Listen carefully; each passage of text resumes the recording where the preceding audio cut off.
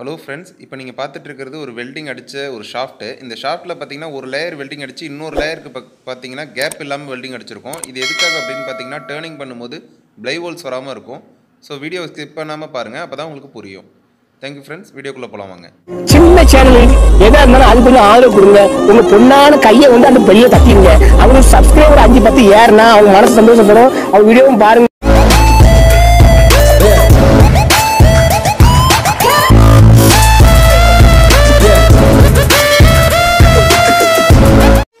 Hello friends and viewers, welcome to Venkateswara engineering. இன்றைக்கான content என்னென்னு பார்த்தீங்கன்னா ஒரு லேத்து அப்புறம் வெல்டிங் வேலை ரெண்டுத்தையுமே பற்றி இன்றைக்கி ஒரு சிம்பிளாக கொஞ்சம் பார்ப்போம். இது பார்த்திங்கன்னா ஒரு காரோட டிரான்ஸ்மிஷன் ஷாஃப்ட்டு, அதாவது டாப் கியர் ஷாஃப்ட்டுன்னு நிறைய மாதிரி நம்ம ஊரில் வழக்கத்தில் சொல்லுவோம். இந்த டிரான்ஸ்மிஷன் ஷாஃப்ட்டில் இப்போ நான் காட்டக்கூடிய இடம் புஷ்ஷு ஓடுறதுங்க.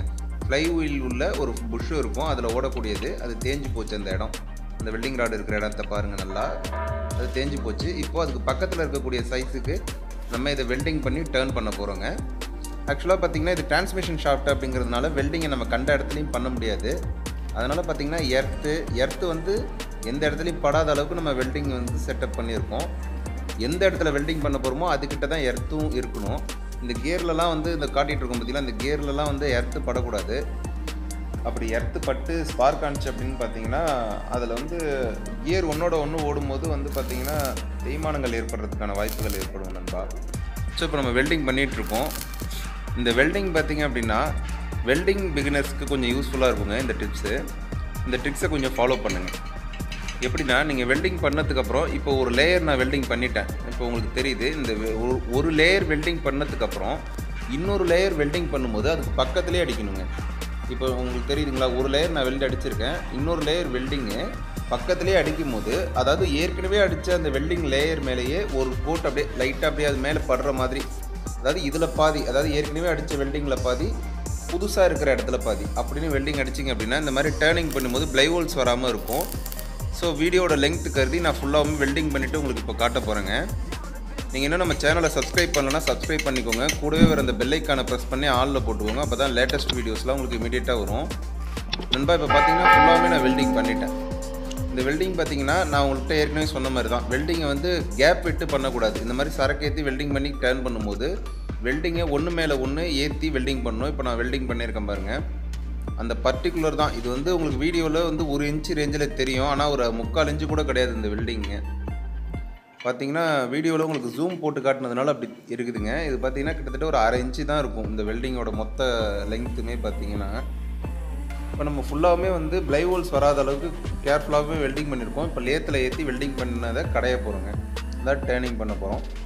இந்த டேர்னிங் பார்த்திங்க அப்படின்னா நம்ம P30 R68 இந்த மாதிரியான டூல்ஸை பயன்படுத்தலாம். இப்போ மார்க்கிங் பிளாக் செட் பண்ணியிருக்கோம் பாருங்கள். இது வந்து ஒரு டிரான்ஸ்மிஷன் ஷாஃப்ட் அப்படிங்கிறதுனால ரொம்ப ரொம்ப ரொம்ப ரொம்ப பர்ஃபெக்டாக இருக்கணும். இல்லைனா மெக்கானிக் மாட்டினதுக்கப்புறம் பார்த்தீங்கன்னா உள்ளே இருக்கக்கூடிய கியரு பேரிங்கு எல்லாத்தையுமே காலி பண்ணிவிடும்.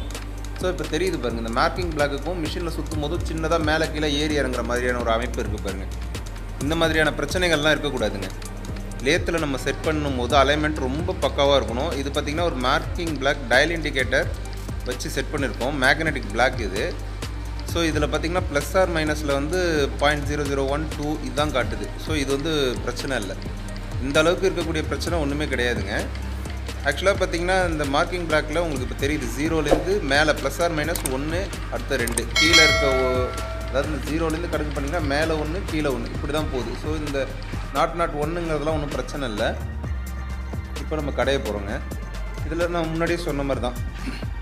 இப்போ பார்த்திங்கன்னா நான் வந்து P30 இந்த டிப் டூல் யூஸ் பண்ணி கடைஞ்சிட்ருக்கேன்.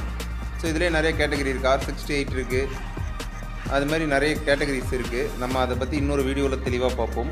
இப்போ நம்ம அந்த டேர்னிங் பண்ணும்போது பார்த்திங்கன்னா ரொம்ப அதாவது எப்படின்னா கொஞ்சம் ஸ்லோவில் டேர்னிங் பண்ணணும், ரொம்ப ஸ்பீட் போட்டு டேர்னிங் பண்ணக்கூடாது. உங்களுக்கு நான் வீடியோவில் எடிட்டிங்கில் வந்து காட்டுறதுனால கொஞ்சம் வேகமாக மிஷின் ஓடுற மாதிரி இருக்கும்.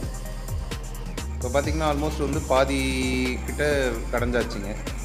நமக்கு வந்து பொறுமையாக தான் கடைஞ்சாகணும். அதனால் வந்து வீடியோ வந்து நான் ஒரு ஆளே எடுத்துக்கிட்டு நானே வெல்டிங் பண்ணி டர்ன் பண்ணுறதுனால கொஞ்சம் சிரமமாக இருக்குது எனக்கு வீடியோ எடுக்கிறது. பார்த்திங்கன்னா கிட்டத்தட்ட நம்ம எல்லாமே கடைஞ்சிட்டோம். பக்கத்தில் இருக்கக்கூடிய அதே சைஸ் தான் வைக்க போகிறோம், அதாவது 17.2 mm தான் அதோட ஒரிஜினல் சைஸு. ஸோ அதே சைஸ் தான் வந்து மெக்கானிக் வைக்க சொல்லியிருக்காங்க, புஷ் சேஞ்ச் பண்ணுறதா சொன்னாங்க. இப்போ நம்ம வந்து எல்லா ஒர்க்குமே முடிச்சிட்டோம், உங்களுக்கே தெரியுது. ஃபினிஷிங் சைஸ் வச்சாச்சு. அதாவது ஒன்றோட ஒன்று ஏறின மாதிரி இல்லாமல் உங்களுக்கு கிளியராக வந்து அந்த ஒர்க்கை வந்து கம்ப்ளீட் பண்ணிட்டோங்க.